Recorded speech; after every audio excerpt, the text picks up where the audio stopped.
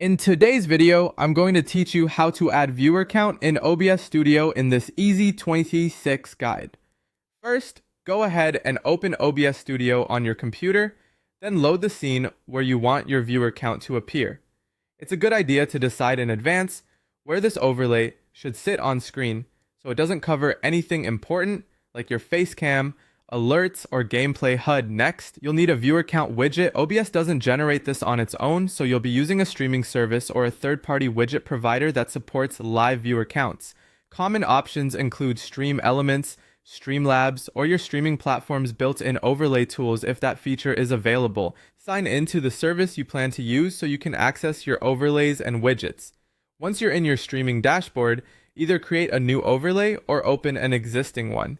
From there, look for a viewer count widget and add it to the overlay if the service offers one. After adding it, you can customize how it looks. Adjust things like the font, size, color, and placement so it matches the style of your stream and remains easy for viewers to read. When the widget is set up the way you want, copy the browser source URL provided by the service. This is the link OBS will use to display the live viewer count inside your scene. Now switch back to OBS Studio. In the Sources panel, click the plus button and choose Browser.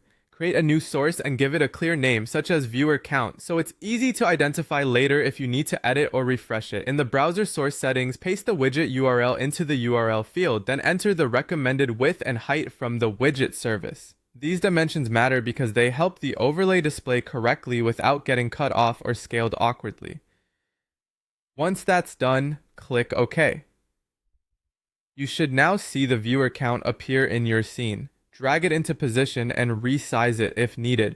Try placing it somewhere visible, but not distracting, since it should complement your layout rather than compete with it. After that, start a test stream or preview the scene to make sure the viewer count appears properly and updates as expected. If everything looks good, save your scene so the overlay stays in place for future streams. Then you're ready to go live. Start your live stream on your preferred platform, and if the widget supports live updates, the viewer count should refresh automatically during the broadcast. If it doesn't update, double check that the widget URL is correct, refresh the browser source in OBS, confirm the correct streaming account is connected, and make sure you're actually live, since some widgets only work during active broadcasts. That's it.